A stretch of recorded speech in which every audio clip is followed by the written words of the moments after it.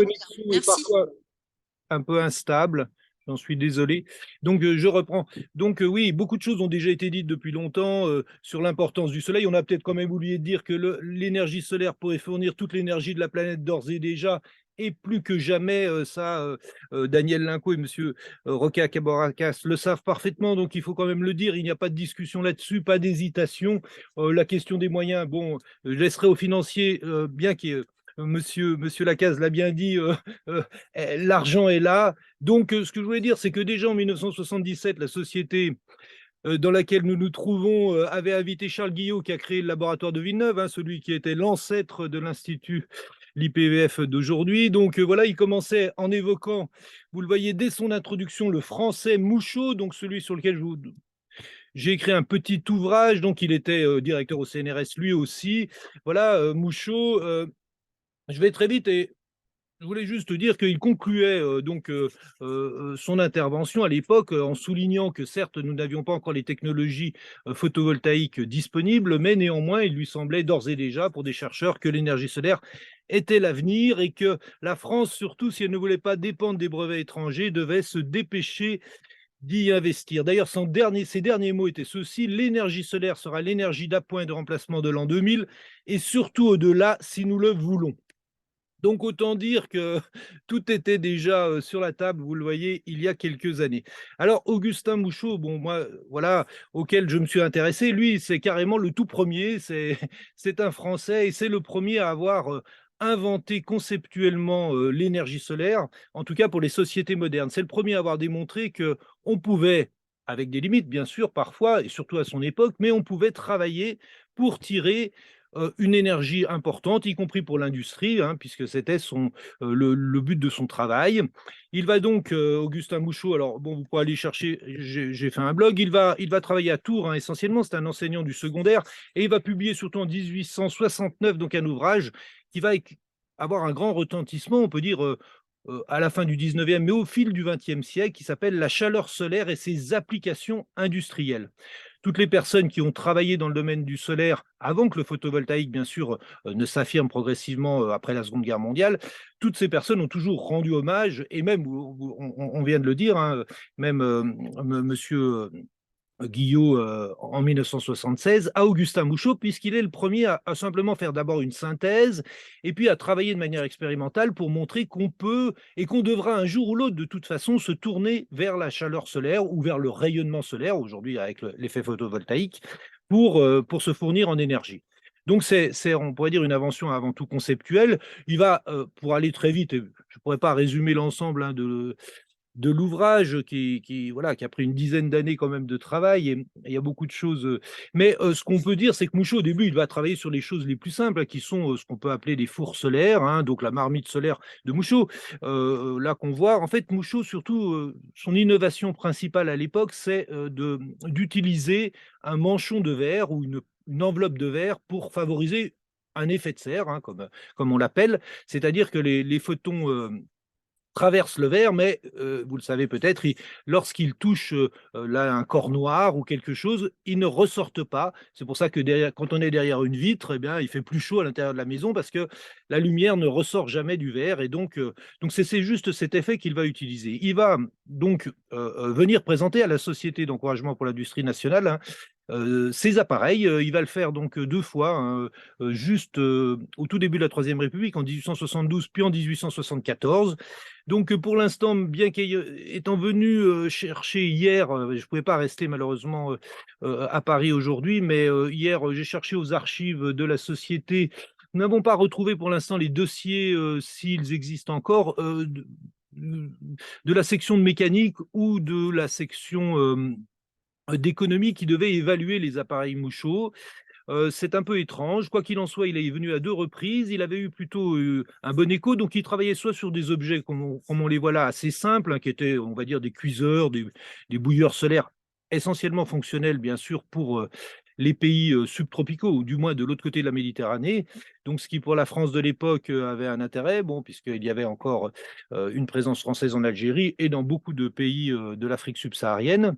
Donc Mouchot a toujours d'ailleurs travaillé un peu dans cet esprit, hein, en considérant que l'énergie solaire thermique et thermodynamique, elle avait une fonctionnalité, bien sûr, dans le sud de la France, mais enfin, quand même, en été, mais ensuite, surtout, de l'autre côté de la Méditerranée. Donc, ces appareils, donc il a fait ses cuiseurs et voilà, on voit que au sein dans le bulletin hein, de la Société d'encouragement à l'industrie nationale, voilà, là on a le résumé. Donc les effets produits par ce simple appareil sont d'un haut intérêt. Monsieur Mouchot, bon, a pu produire des températures, une pression. On voit que du côté industriel, on commence à s'y intéresser.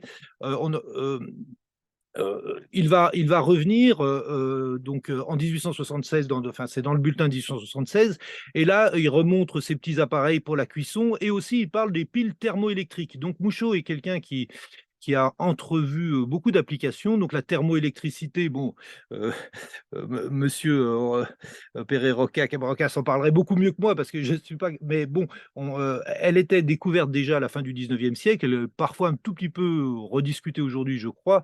Mais en tout cas, lui, il avait imaginé donc de faire des piles, hein, de produire du courant en chauffant grâce au soleil, des piles thermoélectriques. Il a même aussi travaillé d'ailleurs hein, sur la dissociation production d'hydrogène. Il avait parfaitement entrevu cette possibilité qui aujourd'hui, bon, on l'a peu évoqué aujourd'hui, mais est un des modes euh, un des convertisseurs énergétiques potentiels, l'hydrogène, et surtout quand il est produit à partir de, enfin, il doit être produit à partir de sources renouvelables, car c'est une aberration, bien évidemment, de le produire à partir de sources fossiles. Et Mouchot avait déjà entrevu qu'avec l'électrolyse de l'eau, on pouvait très facilement produire euh, de l'hydrogène. Donc, on le voit qu'il malheureux, donc il va bénéficier d'un certain nombre de soutiens que je ne peux pas vous résumer ici, assez important, pas mal d'argent en fait, même quand même malgré tout au total, de la part de donc là on le voit, on va citer un certain nombre des institutions qui l'ont soutenu, l'Académie des sciences, la Société donc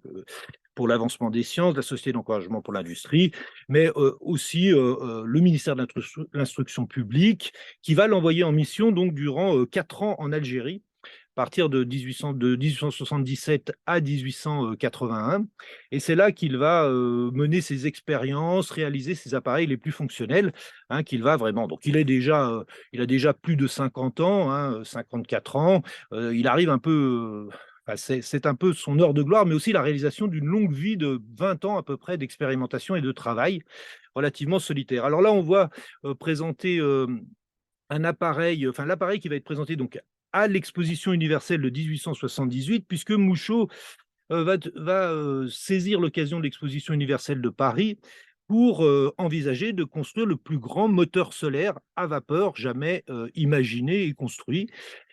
Et donc, au prix d'un certain nombre de péripéties complexes que je vous laisserai découvrir et qui n'avaient jamais été retrouvées, mais qui étaient disponibles dans le dossier conservé aux Archives nationales, hein, il va finalement parvenir à construire ce grand réflecteur avec un petit peu de retard. Seulement au début du mois de septembre, donc 1878, il va pouvoir le mettre en action. Et ce réflecteur fait environ 5 mètres de diamètre et il va impressionner dans le monde entier. Donc là, on a les traces. Il va avoir un écho absolument international. Il va présenter aussi ses petits cuiseurs. Donc voilà une image de ce réflecteur. Voilà, on n'a pas de photographie retrouvée pour l'instant de celui-ci. Bon, ce réflecteur donc va déclencher enfin, beaucoup de commentaires et il va ensuite entraîner la mise en place de commissions d'évaluation. Je ne rentrerai pas dans tout le détail. Il va être évalué par une commission mise en place par le ministère des Travaux publics dans l'objectif notamment de construire un chemin de fer transsaharien. Bon, cette commission et cette évaluation, malheureusement, bon, sera quelque peu partiale et orientée, c'est du moins mon analyse, et vous pourrez aller lire les raisons pour lesquelles. Elle est menée par un physicien donc montpelliérain, professeur à l'université, spécialiste du rayonnement solaire, mais très peu au fait en fait des questions mécaniques, des questions de rendement, et qui va faire une analyse assez étrange des calculs de rendement là où en fait les appareils Mouchot sont avant tout des appareils fonctionnels et où la question du rendement de la part du rayonnement solaire qui est converti était quand même assez secondaire. Ceci va un peu couper, disons, l'élan des appareils Mouchot au moment même où donc son associé, qui va racheter ses brevets, qui s'appelle Abel Piffre, jeune centralien, ingénieur centralien, lancera une première société, donc je n'ai pas le temps de vous décrire, ça s'appelle Société centrale d'utilisation de la chaleur solaire. C'est sans doute la première entreprise au monde à avoir envisagé de produire des appareils fonctionnant à l'énergie solaire. Donc ils vont en construire des fours, des moteurs à vapeur. Ils vont vivre environ 4-5 ans, 3-4 ans. Donc là, on a la levée de fonds, hein, on a, bon là, je m'adresse à M. Lacaze, on peut reconstituer ça précisément, puisque on sait. Bon, par contre, il est difficile de connaître la fin exactement de la société. Par contre, on sait qu'Abel Pifre, lui, va devenir un entrepreneur de tout premier plan, puisqu'il rachètera la société américaine Otis de Montcharge et qu'il va créer la société Otis Pif, la plus grande encore aujourd'hui société d'ascenseurs au monde. Donc Abel Pifre devient un entrepreneur, un des principaux entrepreneurs français. Il a plusieurs usines au moment de la Première Guerre mondiale. Donc on voit que c'est quelqu'un qui a cru aussi dans le solaire. Il va abandonner. Là, malheureusement, on manque de données pour comprendre ce qu'il fait. Bon, on sait que ses ateliers étaient rue d'Assas, etc. On a un certain nombre d'éléments, mais voilà, ce qu'on peut comprendre, c'est que cette aventure industrielle s'arrête. Là, on a des illustrations multiples, voilà, dont la grande illustration que j'ai repris en couverture de l'ouvrage, qui est une illustration, on peut dire aussi un peu promotionnelle, hein, bien sûr. Voilà. Donc, Augustin Mouchot, lui, va à partir de 1884 se retirer de la recherche solaire. Il commence à être âgé, mais il décédera bien plus tard.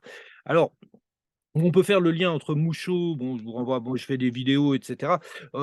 Ça a été évoqué ici, en fait, l'intérêt quand même de comprendre le travail de Mouchot, c'est de redécouvrir aussi le travail d'autres pionniers. Il a eu une première grande centrale solaire au Caire en 1912. C'est bien sûr avant l'avènement du photovoltaïque, c'est surtout en Afrique hein, que le solaire avait une opportunité considérable qu'il va garder, enfin qu'il garde jusqu'à nos jours, hein, on peut dire. Et là, ça amène bon, à pas mal de réflexions et surtout des interrogations sur, bon, sur un petit peu l'oubli de ces pionniers ou de cette histoire, ou de voir que c'est finalement, et ça a été dit au tout début, ça a été, malheureusement, c'est resté souvent le travail de passionnés ou de gens qui étaient, qui croyaient dans cette forme d'énergie, dans cette conversion énergétique, qui croyaient que c'était l'avenir. Comme aujourd'hui, je pense, tout le monde devrait être amené à le comprendre, car c'est la source d'énergie du futur, et c'est la seule et la principale, étant entendu que l'éolien est inclus hein, normalement dans l'énergie solaire aussi, puisque le mouvement des vents est dû au changement des. Voilà, et on peut dire que euh, voilà.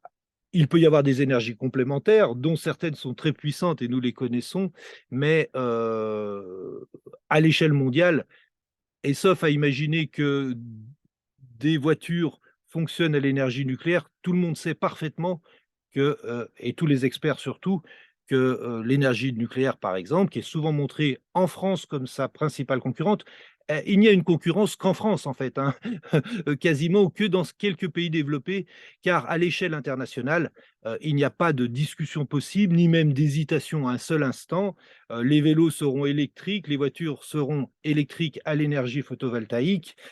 L'hydrogène jouera un rôle dans les transports de puissance, c'est sûr, mais en termes mondiaux, les Américains et les Nord-Américains, là, j'invite quand même tout le monde à lire un tout petit peu ce qui s'écrit dans ces pays, en sont éminemment convaincus, et les États-Unis sont en train, je discutais avec des Canadiens et un spécialiste il n'y a pas longtemps, de rattraper très, très, très, très vite leur retard. Ils sont en train de faire des équipements extrêmement importants, notamment pour produire des panneaux photovoltaïques. Monsieur Perret-Rocal sait sans doute mieux que moi, mais bon, moi, ce sont des gens, des universitaires qui travaillent sur ces questions qui me l'ont dit. Voilà. Donc, espérons aussi que grâce aux investisseurs et aux scientifiques, la France, comme, comme ça avait été dit déjà en 77, voilà, ne restera pas un tout petit peu en retard, hein, voilà.